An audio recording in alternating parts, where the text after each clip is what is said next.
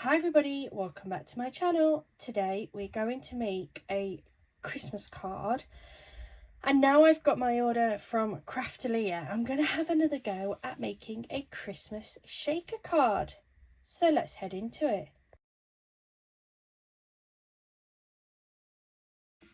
Hi everybody, welcome back to my channel. Thank you so much for joining me here today. Today I thought we'd have another go at a Christmas shaker card. If anybody is new here, I made a couple of Christmas shaker cards for my Christmas craft challenge back in September, and it didn't quite go according to plan. They were really pretty cards, don't get me wrong, but the acetate that I've got seems to be very staticky, and all of the fake snow and the sequins and glitter and things that I added just ended up sticking to the acetate. I have made shaker cards in the past, but it was such a long time ago and I don't remember it being an issue, but it could just be where I got my acetate from. It was just some relatively cheap acetate that I picked up from Amazon, I believe, this time. So it could be down to that, I'm not sure. But I really wanted to keep going with them because I love the effect that it gives. So I picked up a Craftalia order, and on there I grabbed an anti-static pouch in the hope to remove the static that's in there, and I picked up some double-sided foam strips to try and make it a little bit easier putting the foam around the outside. So I thought we would just have another go. I'm going to pull you out a little bit. I figured that the easiest way of doing this really was to use a set of Hunky Dory. I really love the Hunky Dory bits and pieces. They are beautiful images and they come with frames, so I just thought it made sense. I really like that robin, but it's too big for my card. It's because I've picked up the wrong card. Let me grab the card size I actually want to be working with on this video. 1 minute. I said 1 minute, but actually for you guys it's just a second, isn't it? So that's the card I actually want to make, which is a 5x7. So actually the robin will fit perfectly. Let me grab some of the sequins that I want to use. These. So these are some of the larger sequins. I'm not sure yet exactly which ones I'm going to use in here. I also have my tub of fake snow. I popped it into a tub because the packet had kind of ripped and I just didn't trust it. I've also got in front of me on my spice rack some just normal fine glitters, and to the side of me I've also got some chunky glitters. Not sure what I'm putting in it yet, but let's get past the decoupage sheets and let's have a look for a gorgeous matching backing sheet. I do love these Hunky Dory packs.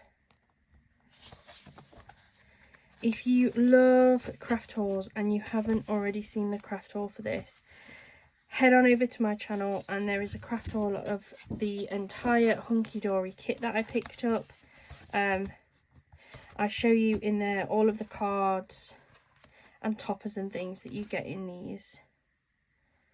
No, I'm going to go for the darker one, I think. So we've gone for the robin, because I think that is beautiful. I'll pop this to one side because I can pop that away in a little bit.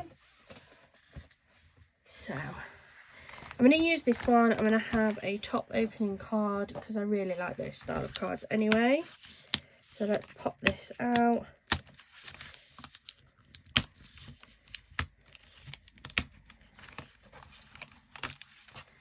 Go, and then I do want a sentiment, and I think I'm going to go with this one because it's the same direction as my topper, although actually that's a little tag. I don't really want to tag. We'll go for this one then here. We'll go for this one. This one matches colour-wise. There we go. I'll keep that topper safe. Don't worry, it won't go to waste. I just don't want it for this particular card. So pop that down there.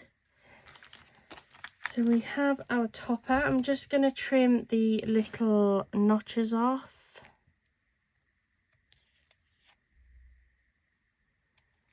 To make this as clean as possible.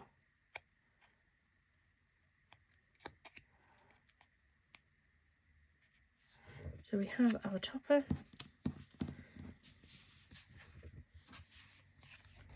Then I'm going to do exactly the same with this, and I'm going to take this topper piece apart as well.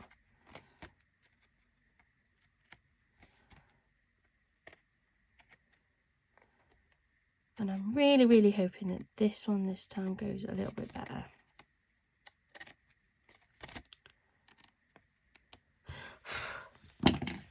Now, I don't want the inner frame, but I do keep all of those in a tub because although I don't want it on this card, I may want it for a different card.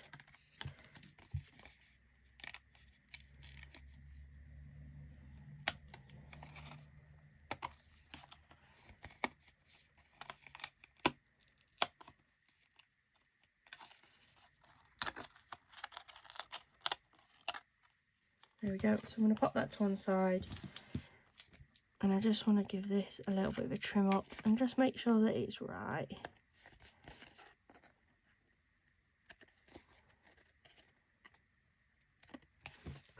There we go. So what I've now got is I have my image and I have my frame. I'm going to cut my backing card and then I have my sentiment. So move those bits out the way so I know where they are. Then, as I said, I'm using a 5x7 card blank. You can do this on whatever size card blank you want, whatever fits your image.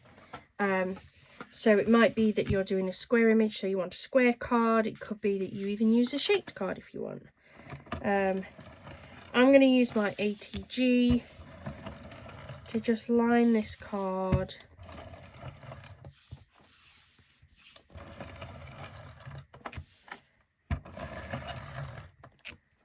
I am starting to run out, so I'm going to have to order a new replacement one. And then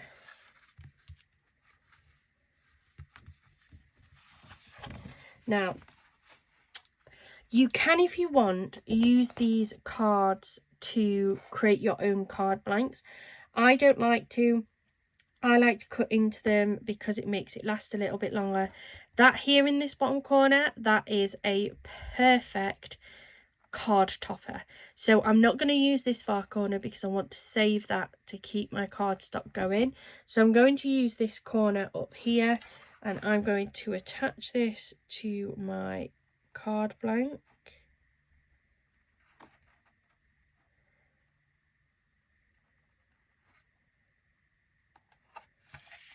Press this down.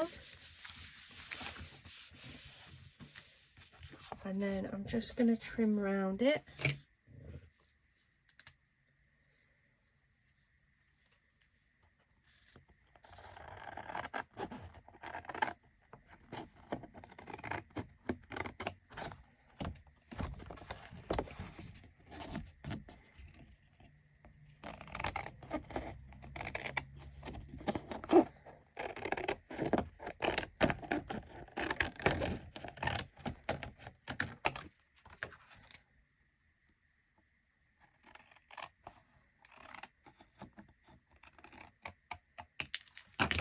There we go. So that is my card blank now with that little bit of decoration at the top. And I still have all of this to use on another project. So that is my card base pretty much sorted.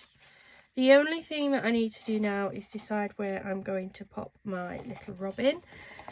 And I think what I'm going to do for this one is actually use some wet glue so I have time to move it and work it. I'm not stuck once it's down like I do with my ATG. I'm just using tacky PVA glue. I've just decanted it into a small bottle thanks to your guys' recommendations, and I must say it is a dream to work with. So I'm going to take this, I'm going to pop this on my card blank and then make sure I'm happy with the placement, and then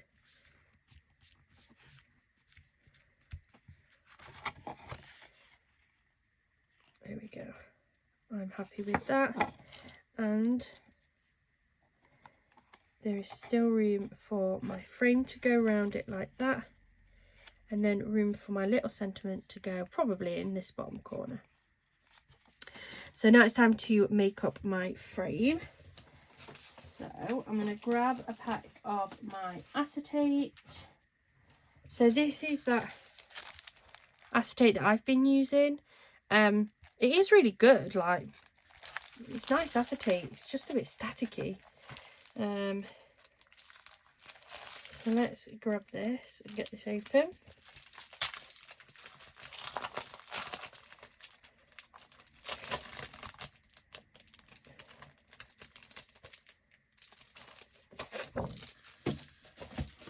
So it is super duper clear, nice thick quality. It's 240, I think. Yeah, 240 micron. So it's a really nice quality of acetate, but it's very, very staticky, as you can see. So I think the hardest part here is going to be actually cutting this acetate down to size. I don't have any oval dies, so I'm going to start off by cutting a rectangle a little bit bigger than what I'm using, because it's always easier to work with a smaller piece than what you need, a smaller piece than the entire sheet. There we go. Pop that back, and that can go back in my packet.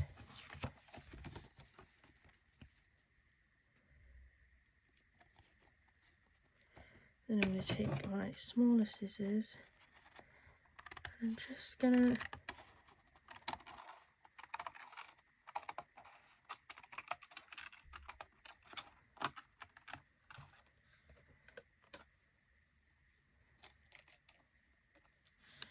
so all I'm doing is very loosely following this. Now you need to make sure that the acetate kind of doesn't go over that outer edge. You don't really want it any bigger than your frame.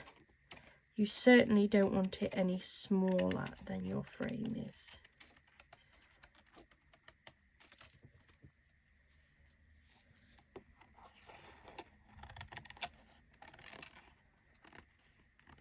There we go. So that is just a rough cut, and it doesn't need to be pretty because this is going to be the inside of the frame. And once you turn it round, look, you can't tell. So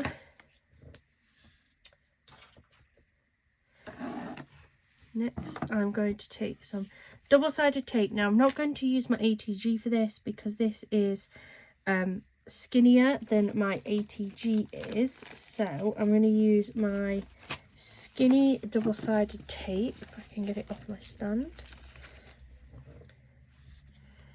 I'm going to use this one, and I'm just going to run it around the edge of this frame. Now you can, I know people have recommended taking the backing off to make it easier working around the corners, and you absolutely can.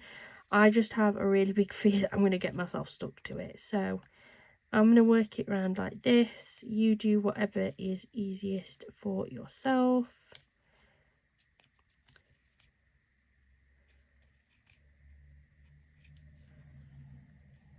These little crinkles will rub out as soon as you take the backing off anyway and put the acetate down.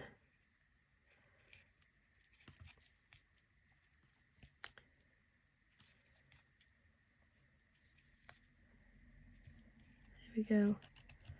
And back round up to the start.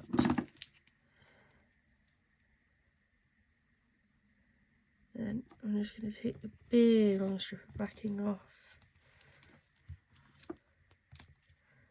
Throw that away because that's no longer needed. Pick up my sheet of acetate. Apart from it's stuck to my desk.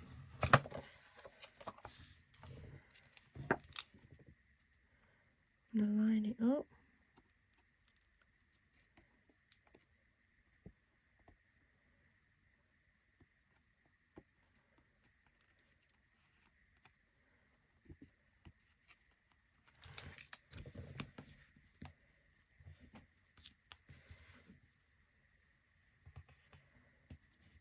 Go. So that is now all nicely stuck down, and then I'm just going to double check. There's a tiny bit of acetate down here, so I'm just going to trim back any of these larger bits.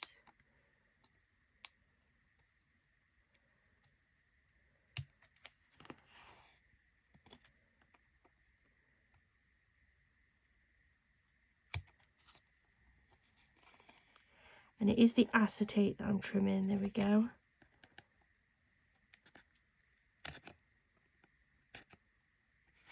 There we go.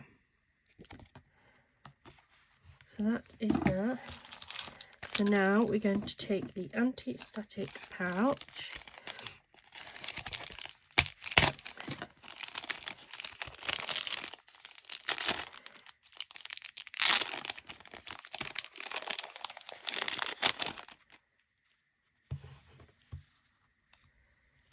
And just run that over the acetate. I am going to do it on both sides in the hope that it sort of clears this staticiness. I think it might be working.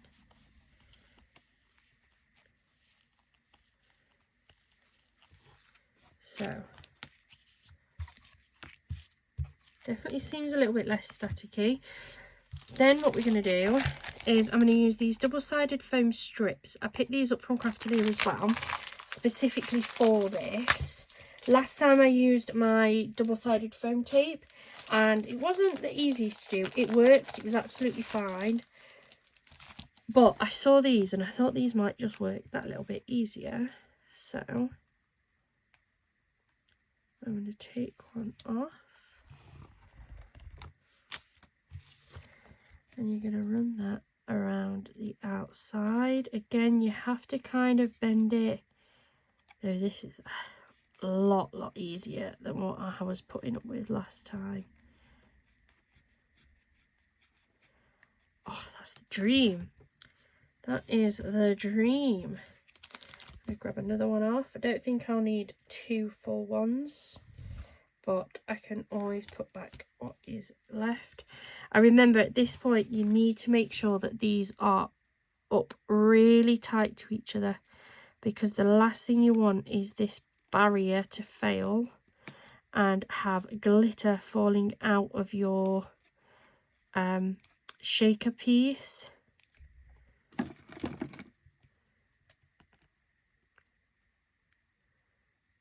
Trim that, make sure that is tucked back into there. That was really easy, so much easier than what I did last time. So I would highly recommend these at the minute. That was so easy. Pop that to one side.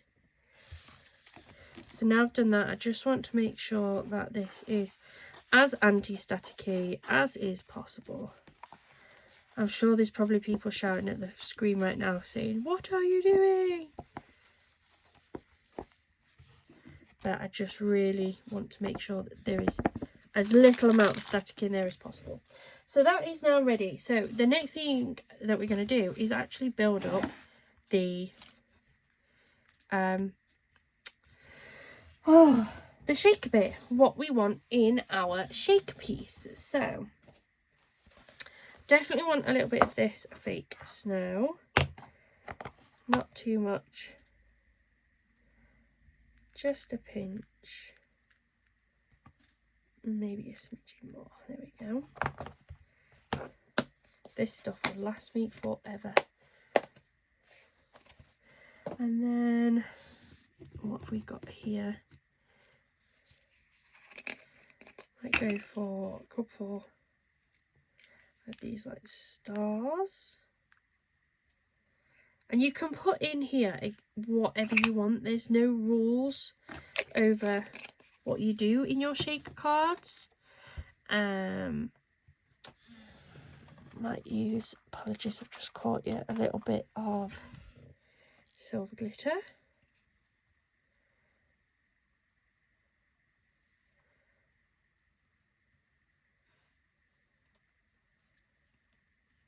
Going to regret that later.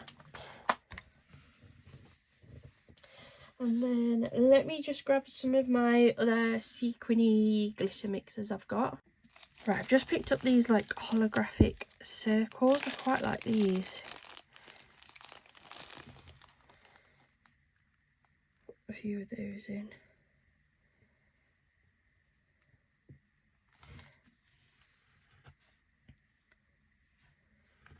There we go.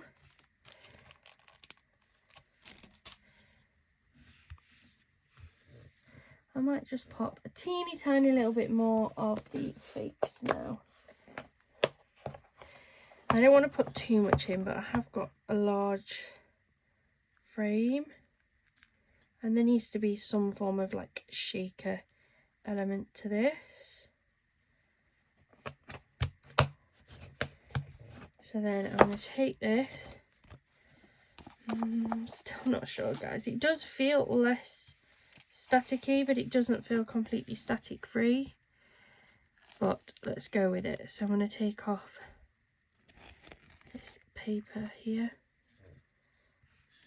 And then this is where we need to get the frame on. See, look, it's still full of static.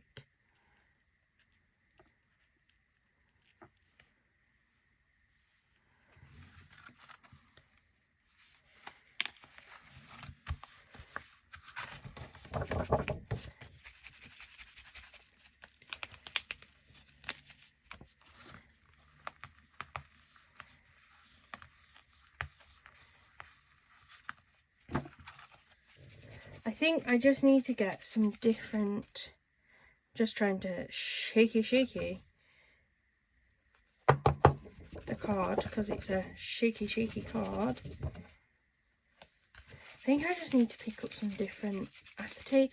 If anybody's got any recommendations on the acetate to use,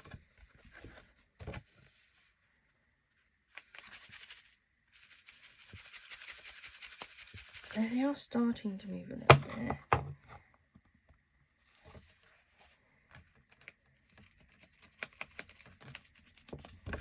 It is starting to move a little bit, but it's not how I want it. It'll be fine. It'll be fine. Last time it did kind of go down a little bit. And I have used slightly different stuff in this one, so it can't be... Sorry, I'm shaking you guys as well. So it can't be what I'm using in the shaker section. Oh well, let's keep going. If anybody's got any recommendations, I thought the anti-static sheet would work and would remove some of the static, but clearly it hasn't. And I've tried baby powder too. The only one I haven't tried yet is washing it in warm soapy water. I can give that a go. See if that helps. But other than that, I'm at a loss. The last one that I used to use didn't do this. But there's my little sentiment in the bottom. I'll keep an eye on this. My other shaker cards did kind of settle down over a little bit of time. So we'll see if it settles. It is a beautiful style of card. Like, I really love these shakers. I just can't seem to get them to work to actually shake. And I think it is the acetate. Another fail. But I'm going to keep going with them. I'm going to keep trying methods, keep testing stuff out, and we will get there eventually. Thank you so much for joining me here today. If you have any hints, tips, tricks for these shaker cards, please do let me know in the comments down below, because I'd really love to have one that actually shakes. Thank you so much for joining me today. If you haven't already, please do hit that subscribe button and the notification bell so that you know each and every time that we pop a video up. Thank you so much for joining me here today. Bye for now.